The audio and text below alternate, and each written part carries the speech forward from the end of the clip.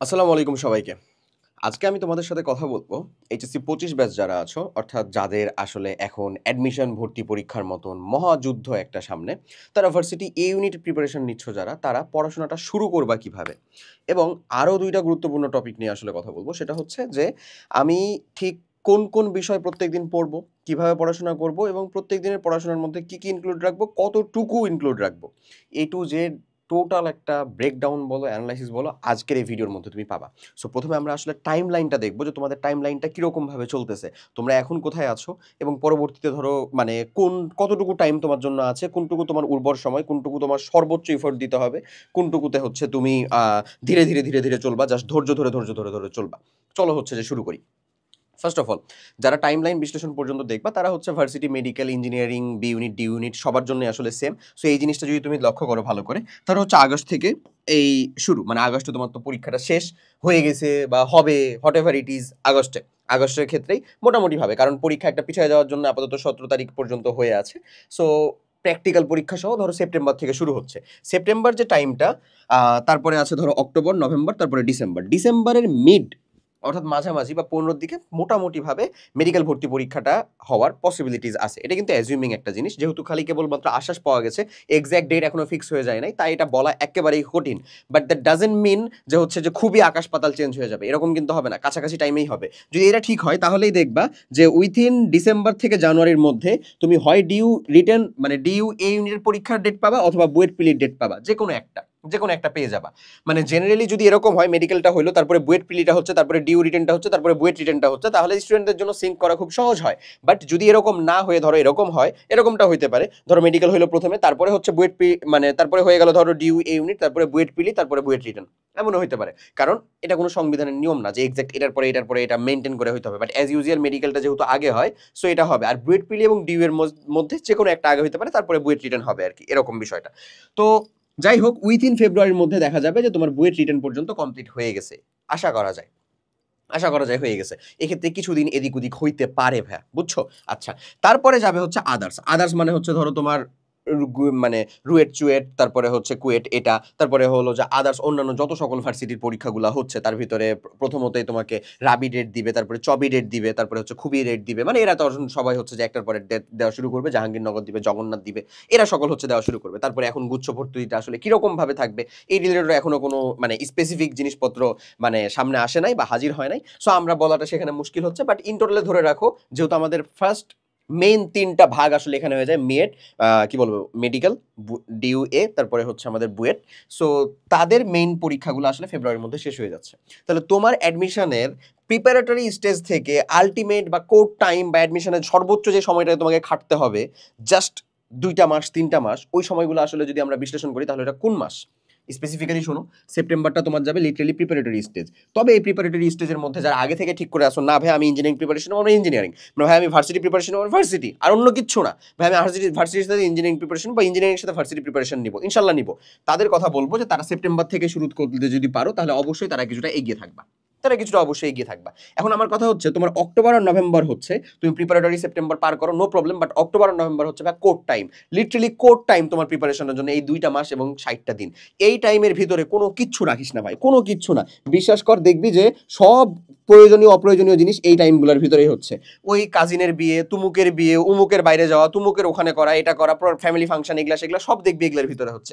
এগুলা থেকে যতটা আগে থেকে প্রিপারেশন, একেবারে মেন্টালি প্রিপেয়ার্ড, ওটা হওয়ার কথা ঠিক হয়ে আছে, তুমি হচ্ছে যে আগে থেকে প্রিপেয়ার্ড। এই ২টা মাস তোমার কাইন্ড অফ সামনে ৪ বছর কি হবে, পরবর্তী জীবনটা কি হবে, কিভাবে চলতে চলেছে, তা কিছু অনেকাংশে ডিটারমাইন করে দিবে। সো এই ২টা মাসের মধ্যে অন্য কিচ্ছু না, এটা তোমার লিটারেলি মোস্ট ইম্প্যাক্টফুল এবং দ্য এক্স্যাক্ট কোর টাইম কিসের প্রিপারেশনের, সেটা তুমি যে প্রিপারেশন নাও, মেডিকেল নাও, ভার্সিটি নাও, হচ্ছে যে তারপরে ইঞ্জিনিয়ারিং, যেটাও নাও না কেন।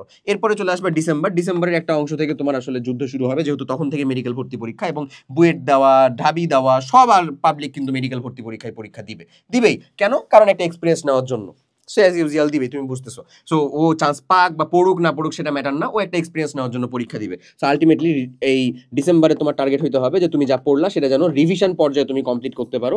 এতটুকু পরিমাণ তোমার ভিতরে কি থাকা লাগবে, কনফিডেন্স থাকা লাগবে। এই হচ্ছে তোমার এই যে টাইমটুকু আছে সেটার একটা breakdown analysis.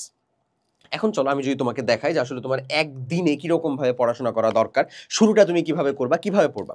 First of all তোমাকে তুমি যত যাই বলো না কেন তুমি ফ্রি সোর্স থেকে আসলে কমপ্লিট করতে পারবা না, কারণ মানে যেহেতু স্রোতের বিপরীতে আমরা চলতে অবভিয়াসলি একটু হচ্ছে যে চিন্তা করি, ভয় পাই, কষ্ট লাগে। সো তুমি অফলাইনে যুক্ত হও, অনলাইনে যুক্ত হও, বিভিন্ন জায়গার মধ্যে যুক্ত হওয়া, পড়াশোনা করবা। আমরা আমাদের সাথে যেমন Hulk strike varsity A unit program run করতেছি, আমি সেই রিলেটেড কথাবার্তা পরে বলতেছি। What ever it is, ultimately তুমি একটা রিসোর্সের সাথে যুক্ত হবা, সেখান থেকে তুমি তার তার আদলে অ্যাডমিশন প্রিপারেশনটাকে কমপ্লিট করবা, কমপ্লিট করার চিন্তা ভাবনা করবা, কমপ্লিট করার চিন্তা ভাবনা নিবা।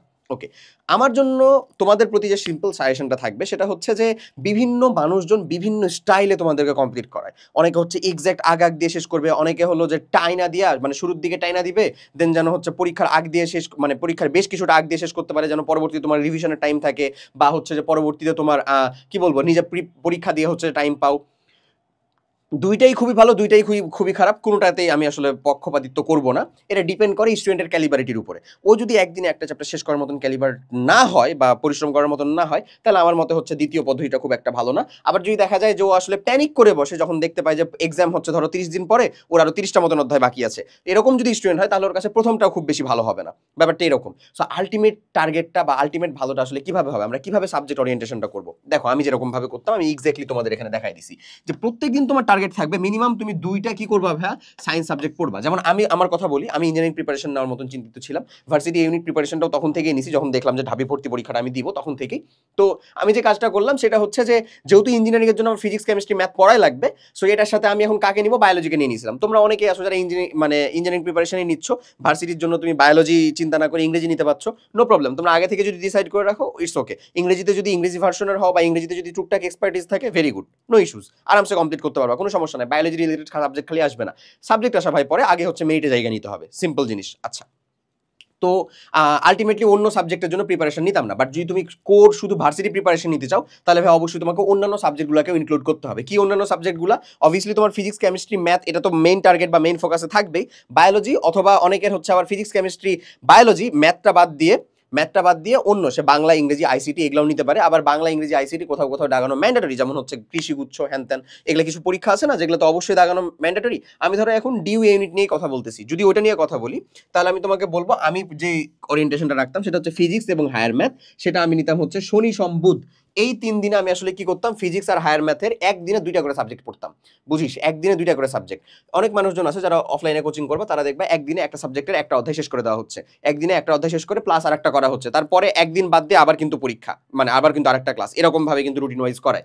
আমি সেটাকে খুব খারাপ খুব ভালো কোনোটাতেই আসলে রাখতে পারছি না, এটা টোটালি ডিপেন্ড করতেছে তোমার ক্যালিবারিটির উপরে। বাট আমি যেটা করতাম সেটা আমি তোমাকে বলে দিচ্ছি, কি হচ্ছে ওখানে না হচ্ছে ওখানে আমি যাইতাম, উপস্থিত থাকতাম, করতাম। বেশ কিছুদিন করার পরে আর করতে পারি নাই, বাট আমার মেইন টার্গেট ছিল ফিজিক্স এবং হায়ার ম্যাথ। এবং এটা আমি বারবার বলি, তুমি যতজন মানুষজনের কাছে শুনবা শতজনের কাছেই হচ্ছে সেম কথাটা পাবা, অ্যাডমিশন টাইমটা হচ্ছে নিজে পড়ার। গাইডেন্সের ভিতরে থাকতে হবে, সঠিক গাইডলাইনের ভিতরে থাকতে হবে, প্রপার পথটা তোমাকে চিনে দিতে হবে, বাট পড়তে হবে, পরিশ্রম করতে হবে নিজে। আমি খালি পথ দেখাইতে পারবো, করতে হবে তোমাকে নিজেই ভাই, এটা যত যাই বলো। এবং তুমি এই সময় আসলে ওই মুখরোচক কিছু কথাবার্তা থেকে দূরে থেকো। আরে তোমার যে ক্যালিবারিটি তুমি তো বুয়েট টপ করবা, আবার তোমার যে ক্যালিবারিটি তুমি তো বুয়েট ফার্স্ট হবা, ঢাবি কয়ের একতম হবা, প্রথম হবা, হইতেই পারো, নো প্রবলেম। হ্যাঁ, অবভিয়াসলি তোমার সাথে একটু ক্যালাবিলিটি থাকতেই পারে, তুমি সেরকম পরিশ্রম করলে অবশ্যই হবা। বাট একটা জিনিস মাথায় রাখো, তুমি আসলে একাডেমিক লাইফে কিরকম ভাবে কাটাইছো সেটা। তুমি যদি একাডেমিক লাইফ রীতিমতন চাঙ্গে ভাষায় এসে থাকো, এসে দেশে তুমি অ্যাডমিশনে চিন্তা করতেছো, ফুল প্রিপারেশন নিয়ে আসলে বুয়েট টপ করবা, ঢাবি টপ করবা, তাহলে অবশ্যই সেখানে রীতিমতন তাকদির বা কপালের কাজ করানো লাগবে। তাছাড়া পরিশ্রম না করলে কিন্তু আলটিমেটলি জিনিসটা আসবে না, হবে না। তো আমি তোমাকে বলবো এটা তোমাকে ডিমোটিভেট করার মতন কিছু না, বাট অবভিয়াসলি নিজের ক্যালিবারিটি বুঝে সে ডিরেকশনে হচ্ছে পরিশ্রম দেওয়া। না হলে শুধু পরিশ্রমই দিবা, ইফোর্টই দিবা, আলটিমেটলি আউটপুট আসলো না, লাভ তো নাই, ক্ষতি উল্টা। ঠিক আছে, ওকে। সো যেটার কথা বলবো সেটা হচ্ছে কেমিস্ট্রি আর বায়োলজি। আমি পড়তাম হচ্ছে রবি মঙ্গল বৃহস্পতি, প্রাইভেট পড়তাম না, ক্লাস করতাম, ক্লাস কমপ্লিট করতাম। আমার টার্গেট ছিল হচ্ছে সিম্পলি ক্লাস কমপ্লিট করতাম, কোয়েশ্চেন ব্যাংক সলভ করতাম, এটা ছিল আমার বেসিক কাজ। ক্লাস কমপ্লিট করতাম, কোয়েশ্চেন ব্যাংক সলভ করতাম। অনেকে অনেক রকম ভাবে এই অ্যাপ্রোচে কিন্তু খেলে, অনেকে অনেক রকম ভাবে এই অ্যাপ্রোচটা কিন্তু কাজ করে। কিন্তু এখানে একটা জিনিস মাথায় রাখতে হবে, তুমি অফলাইনে কোচিং করতেছো, অফলাইনে কোনো টিচারের কাছে পড়তেছো, অফলাইনে কোনো টিচার এসে তোমাকে পড়াচ্ছে, নো ইস্যুজ। ওই সময়গুলোর থেকে বাইরেও তুমি 3 ঘন্টা 4 ঘন্টা 14 ঘন্টা যত ঘন্টারই ক্লাস করো না কেন, হোয়াট এভার ইট ইজ, তোমাকে মাথায় রাখতে হবে একটা ওয়ার্কিং ডের ভিতরে, মানে কি শনি থেকে মনে করো বৃহস্পতিবার, এই টাইমগুলোর ভিতরে, যেটা একটা ওয়ার্কিং ডের কথা বলতেছি, মানে লিটারালি কোনো ছুটি না, সেখানে কতক্ষণ করে পড়বা, মিনিমাম 6 ঘন্টা। মিনিমাম 6 ঘন্টা তোমার নিজের টাইম বের করতে হবে। তুমি যদি এই 6 ঘন্টা কোনো একটা অনলাইনে ক্লাস করো, অবভিয়াসলি সেটা লাইভ ক্লাস না, রেকর্ডেড ক্লাস, কজ লাইভ ক্লাসের ভিতরে যে ভালো একটা টাইম তোমার এদিক ওদিক চলে যায়, এটা তুমিও ভালো বুঝো। সো রেকর্ডেড ক্লাসের ভিতরে কমপ্লিট করে যদি নোট কমপ্লিট করে পড়াশোনা করো, তারপরে যদি কোয়েশ্চেন ব্যাংক করো, তাহলে কিন্তু অবশ্যই তুমি সেটাকে নিজের পড়ার মধ্যে অন্তর্গত বা নিজের পড়ার মধ্যে ধরতে পারবা। বাট ভাইয়া এসে পড়াচ্ছেন, অথবা তুমি অনলাইনে লাইভ ক্লাস করতেছো, অথবা তুমি হচ্ছে যে কোচিংয়ে যে ক্লাস করতেছো, এইটা কিন্তু তুমি অবশ্যই পড়াশোনার মধ্যে ধরতে পারবে না। ওইটা ছাড়া তাহলে তোমাকে কি করতে হবে, 6 ঘন্টা টাইম বের করতে হবে। ওই 6 ঘন্টা টাইম তুমি ইকুয়ালি ডিস্ট্রিবিউট করে দাও এই সাবজেক্টগুলোর মধ্যে, ইকুয়ালি ডিস্ট্রিবিউট করে দাও। এবং যেদিন তোমার অফ ডে, সেই অফ ডের ভিতরে তোমাকে 8 ঘন্টা এই টাইমটা বের করতে হবে। এটা হচ্ছে তোমার বেসিক চিন্তা ভাবনা। যদি দেখো যে এই টাইমটা বের করা কঠিন হয়ে যাচ্ছে ভাই, তাহলে বুঝে নিও তুমি অবশ্যই অবশ্যই অন্য কোথাও যেটা প্রয়োজনীয় না সেখানে আসলে সময় ওয়েস্ট করতেছো। এই জিনিসটা তোমাকে পরবর্তীতে খুব খারাপভাবে হচ্ছে ডুবাবে। এর থেকে ভালো হয় একদিনে 10 ঘন্টা, 12 ঘন্টা, 14 ঘন্টা না পড়ে প্রত্যেকদিন কনস্ট্যান্টলি যদি 5, 5.5, 6 ঘন্টা মতন পড়তে পারো, ফেয়ার এনাফ ভাই, ফেয়ার এনাফ। তো সিলেবাসও কমপ্লিট হবে, তুই varsity preparation, medical preparation, engineering preparation সবই কমপ্লিট করতে পারবি। ইভেন খুব ভালো মতন করে আসতে পারবি, কি বলে, পরীক্ষায় মানে একটা ভালো ইফোর্টও দিয়ে আসতে পারবা, পরীক্ষায় একটা ভালো আসলে পারফরমেন্সও করে আসতে পারবা। ইনশাল্লাহ তোমার ফলাফলটাও তোমার অনুকূলেই থাকবে। সো আশা করি তুমি তোমার সাবজেক্ট ওরিয়েন্টেশনটা বুঝতে পারছো এবং তোমার পড়াশোনার যে টাইম লাইনটা ভাগ করে দেওয়া হয়েছে সেটাও বুঝতে পারছো। এটা আমি সবসময় বলবো, বারবার বলবো, অনেক অনেক ভিডিওজের ভিতরে বলবো, নিজে পড়ো, নিজে প্র্যাকটিস করো, দ্যাট অ্যাকচুয়ালি ওয়ার্কস। ঠিক আছে, ওকে। সো এখন যদি এরপরের কথা বলি, তাহলে তোমাকে আসলে প্রত্যেক মানে একটা বিষয় প্রত্যেকদিন যখন তুমি পড়তে হয় সেটাকে কিভাবে পড়বা, এটা 3টে স্টেপে কাজ করা লাগে, জাস্ট 3টে স্টেপ, বেসিক 3টে স্টেপ। এটা সবাই করে, তোমাকেও তাই করতে হবে, তোমাকে তাই করে সবাই থেকে আলাদা হইতে হবে, এই হচ্ছে কথা। ঠিক আছে, এই বেসিক 3টে স্টেপ কি? First of all theory, theory must. Theory ছাড়া তুমি কখনোই শুধু কোশ্চেন ব্যাংক সলভ করে গেলে ওই কোশ্চেনে একটু ঘুরে দিয়ে দিলে আর উত্তর করতে পারা যায় না। সো থিওরি তোমার জন্য মাস্ট, একেবারে ফরজে আইন যাকে বলে। এই থিওরিটা কমপ্লিট করার জন্য আমি যে কাজটা করতাম সেটা হচ্ছে আমি আমার একাডেমিক নোটটাকে একটু বেশি প্রায়োরিটি দিতাম। সো তোমার ক্ষেত্রে অপশন দুইটা, তুমি যে হচ্ছে ক্লাস করতেছো ওই ক্লাস নোটটাও করতে পারো, অথবা তুমি যদি চাও যে একাডেমিক নোট করবা বা একাডেমিক নোট তোমার কাছে অলরেডি আছে, সেখান থেকে তুমি খুব ভালো পারো জিনিসটা, তাহলে তুমি একাডেমিক নোট দেখতে পারো। সর্বশেষ সাজেশন হচ্ছে ভাই বই, সর্বশেষ সাজেশন। এটা কিন্তু মানে এখন এই সময় আসলে বই আলাদা রকম ভাবে দেখার কোনো প্রয়োজন নেই। স্পেসিফিক কোনো টপিকে যদি একটু এক্সট্রা পড়তে চাও, জানতে চাও, মনে হচ্ছে একটু বই বোধহয় বেশি সাজানো বা গোছানো দেওয়া আছে, সেক্ষেত্রে দেখতে পারো। বাট এছাড়া ক্লাস তুমি যেখানে করতেছো, বিলিভ মি, তোমার অনলাইনে মোরললেস সবাই সবাই সেম কন্টেন্ট সেম রকম ভাবে কোয়ালিটিফুল আকারেই বুঝায়। এখন তোমার ক্যালিবারিটি বা ক্যাপাবিলিটি আসলে কোন স্যারের কাছে ভালো বুঝতে পারা যায় সেটা অনুযায়ী তুমি ধরো যুক্ত হচ্ছ বা তুমি ধরো নিচ্ছ, ইটস ওকে, নো প্রবলেম, তুমি নাও, যুক্ত থাকো, ওই ক্লাসগুলোকেই কমপ্লিট করো, তাহলেই হয়েছে। ঠিক আছে, ওকে। এরপরে চলে আসো কোশ্চেন সলভিং। এই জায়গাটার মধ্যে একটা হিউজ পরিমাণ স্টুডেন্টের ডাইভার্সন হয়ে যায়, বুঝছো? কিছু মানুষজন এরকম থাকে যে টোটালে ধরো ওর 13-14টা ক্লাস কমপ্লিট করার পরে যে এটা যেহেতু টোটাল চ্যাপ্টার শেষ হয়ে গেল, পরে ওই চ্যাপ্টারের কোশ্চেন ব্যাংক সলভ করতে যায়, সেটা হচ্ছে খুব খারাপ অ্যাপ্রোচ। আমি এমন বলতেছি না, তখন টাইপ ওয়াইজ কোশ্চেন সে সলভ করলেই করতে পারে, আমি এটা করতাম না। মানে ওরা কোশ্চেন সলভটা করে পার চ্যাপ্টার, জমায় রাখতে রাখতে রাখতে পার চ্যাপ্টার। বাট বিলিভ মি, ধরো তুমি হচ্ছে ফিজিক্স, কেমিস্ট্রি, ম্যাথ, বায়োলজি মানে 4টা করে পড়তেছো, তার মানে কিন্তু তুমি এট এ টাইম 4টা করে চ্যাপ্টারের হচ্ছে কি জমাচ্ছ, কোশ্চেন ব্যাংক সলভিং এর কাজ, তোমার কাজ জমিয়ে ফেলতেছো। সো আমার কাছে এটা একটা প্যারা, একটা হেকটিক কাজ লাগতো। আমি যে কোর্সটা করতাম সেটা হচ্ছে কোশ্চেন সলভিং পার টপিক। উদ্ভাসের কোশ্চেন ব্যাংক সলভিং ক্লাস মানে আছে, গাইড আছে, আমার কাছে ছিল, আমি তখনও নিয়ে রাখছিলাম। তো এটা ইঞ্জিনিয়ারিং নিতে পারো, ভার্সিটি নিতে পারো, তোমার ইচ্ছা, তুমি তোমার প্রিপারেশনটা যে ওরিয়েন্টেড নিতে চাচ্ছ সেই অনুযায়ী হচ্ছে যে নিতে পারো। অথবা আমাদের ভার্সিটি প্রিপারেশন বুকস আছে, তুমি কিউএনএ থেকে অথবা রকমারি থেকে ডিসক্রিপশনে লিঙ্ক পাবা, কমেন্ট বক্সে লিঙ্ক পাবা, এখান থেকে নিতে পারো, যেখানে টাইপ ওয়াইজ মোরালে সব জায়গাতেই টাইপ ওয়াইজ দেওয়া। সো আমি যে কাজটা করতাম, আমি যে আজকে যে ক্লাসটা কমপ্লিট করলাম সেটা ফিজিক্স আর হায়ার ম্যাথের হতে পারে, পরের দিন আমি কেমিস্ট্রি আর বায়োলজির ক্লাস করব। ফিজিক্স আর হায়ার ম্যাথের যে ক্লাস করলাম, আমি ফিজিক্স আর হায়ার ম্যাথের যে ক্লাসটুকু করেছি ওই ক্লাসের যতটুকু টপিক পড়ানো হয়েছে, অবভিয়াসলি টপিক ওয়াইজ ক্লাস থাকে, যতটুকু টপিক আছে আমি পার্ট টপিকের কোশ্চেন সলভ করে ফেলি, এগেন হচ্ছে যে পার্ট টপিকের কোশ্চেন সলভ করে ফেললাম, তাহলে দেখবো যে পার্ট টপিকের ধরো কোশ্চেন সলভ করে ফেললাম, তারপরে পরবর্তীতে আবার কিছু কোশ্চেন মানে পরবর্তীতে পরের ক্লাসের পরের টপিকের কোশ্চেন সলভ করলাম, ধরো কেমিস্ট্রি, বায়োলজি পরেরটা সলভ করলাম, পরের দিন তো আবার ফিজিক্স, ম্যাথ পড়তেছি না, সেম চ্যাপ্টারের আরেকটা টপিক আরো 4-5টা টপিক পড়লাম, ওটার কোশ্চেন সলভ করে ফেললাম। এরকম ভাবে যখন আমার চ্যাপ্টার শেষ হয়ে গেল, কোশ্চেন ব্যাংকও শেষ হয়ে যায়। শেষ হয়ে যাওয়ার পর আমি সেটাকে ফাইনালি আরেকবার কখন আমি কমপ্লিট করি আসলে, এই যে অফ ডেতে বললাম না আমার 2 ঘন্টা এক্সট্রা, আমি 2 ঘন্টা এক্সট্রা টাইম এগুলাতে দিই। প্রয়োজনে কখনো কম বেশি আর একটু দেওয়া লাগতে পারে, কোনোদিন তাড়াতাড়ি হয়ে গেছে দ্রুত সেদিন থামাই দিলাম, কোনোদিন একটু বেশি সময় লাগতেছে সময় দিলাম, সমস্যা নাই। কোনোদিন দেখবো হচ্ছে যে আমাদের টপিক বেশি পড়ছি, কোশ্চেন ব্যাংকে টপিক সেখানে সে অনুযায়ী টাইপ কম, খুবই ভালো কথা, নো প্রবলেম, তুমি টাইপ ওয়াইজ তো কোশ্চেন সলভ করে ফেলছো। কখনো দেখবা টপিক কম, টাইপ ওয়াইজ কিছু জিনিস বিবিধ দেওয়া আছে, দিয়ে কিছু কোশ্চেন সলভ করে দেওয়া আছে, যে থিওরিটা তুমি বুঝতেছো, কোশ্চেন ব্যাংক থেকেই বুঝতেছো, ওটা ওখান থেকে কমপ্লিট করে ফেললা। ওখানে বুঝতেছো না, আমাদের গ্রুপে পোস্ট করো, আমরা ইনশাল্লাহ সলভ করে দিব তোমাদের জন্য। আমরা ফ্রি যে প্রোগ্রামটা রান করতেছি, ফ্রি কোশ্চেন মানে ফ্রি আমাদের varsity A unit medical engineering প্রিপারেশনের একটা বড় অংশ তোমরা আমাদের সাথে ফ্রিতেই প্রিপারেশন নিয়ে নিতে পারো। সেটার জন্য ডিসক্রিপশন বক্সে যে গ্রুপ লিঙ্কটা দেওয়া আছে সেটা অবশ্যই গ্রুপের সাথে যুক্ত হয়ে যাবে, ওই গ্রুপে ফ্রি ক্লাসগুলো হচ্ছে। ওকে, এরপরে এই হচ্ছে বেসিক কথা, বুঝতে পারছো তো যে আমরা যেখান থেকে কমপ্লিট করতে চাচ্ছি আমি পার্ট টপিকের উপরে আসলে কোশ্চেনগুলো সলভ করতেছি, তাহলে আমার চ্যাপ্টারটা যখন শেষ হচ্ছে ক্লাস করে পড়ে আমার নিজে পড়ে আমার টপিকের কোশ্চেন ব্যাংক সলভটাও শেষ হয়ে যাচ্ছে। বাট তুমি যদি আসলে এই পার্ট টপিক না করে এটাকে যদি পার্ট চ্যাপ্টার করো তাহলে তোমার জন্য ঝামেলাটা হয়ে যায়, কারণ ফিজিক্স, কেমিস্ট্রি, ম্যাথ, বায়োলজি একসাথে 4টা চ্যাপ্টার আসলে জমে যায়। ঠিক আছে, সো যেটা কোয়াইট কঠিন হয় আমার কাছে মনে হয়। সো আমি আসলে ওটার প্রতি খুব বেশি পক্ষপাতিত্ব হব না। তো তুমি আমার মতন পার্ট টপিকটাই ধরতে পারো। এরপরে চলে আসো টাইম ধরে প্র্যাকটিস। অ্যাডমিশন টাইমে শুধু পারলে হয় না, সময়ের মধ্যে পারা লাগে। ফার্স্ট অফ অল ডিউ ইউনিটের জন্য চিন্তা করতে গেলে তো মানে যে কি বলে এমসিকিউ আছে, এমসিকিউ এর সাথে সাথে আবার রিটেনও আছে। সো আমি সেটা নিয়ে আসলে আরো বিস্তারিত ভিডিও দিব যে আসলে আমার রিটেনের জন্য প্রিপারেশন স্ট্র্যাটেজি কেমন হয়, এমসিকিউ এর জন্য প্রিপারেশন স্ট্র্যাটেজি কেমন হয়, কত সেকেন্ডে কোনটা উত্তর করা লাগবে, কোনগুলাকে আগে উত্তর করব, কোনগুলাকে পরে উত্তর করব, এ টু জেড ডিটেলস ইনশাল্লাহ দিব।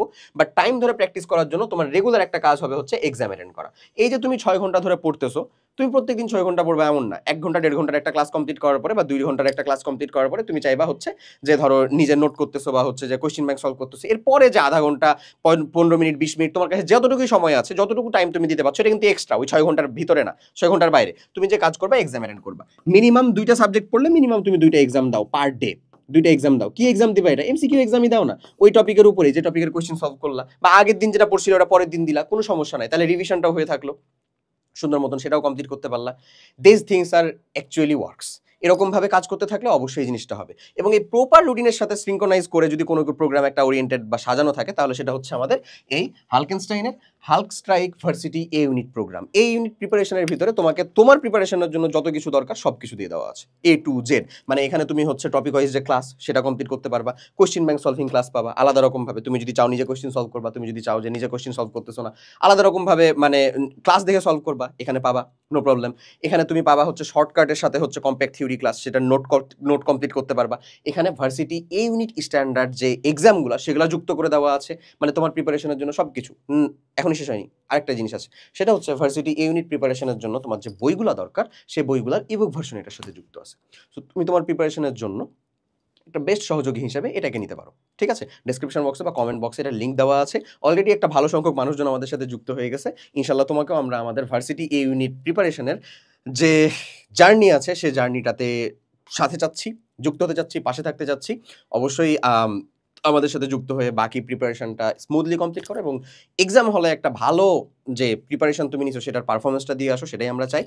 সো দেখা হবে পরে কোনো একটা ভিডিওতে। স্টিল যে প্রিপারেশন রিলেটেড যে কোনো প্রকার প্রবলেম ফেস করলে প্লিজ লেট আস নো, তুমি কমেন্টের মাধ্যমে জানাতে পারো, আমরা সেটাকে সলভ করে দেওয়ার বা সেই রিলেটেড বিস্তারিত কথাবার্তা বলার চেষ্টা করবো। সবাই অনেক ভালো থাকো, আল্লাহ হাফেজ, আসসালামু আলাইকুম।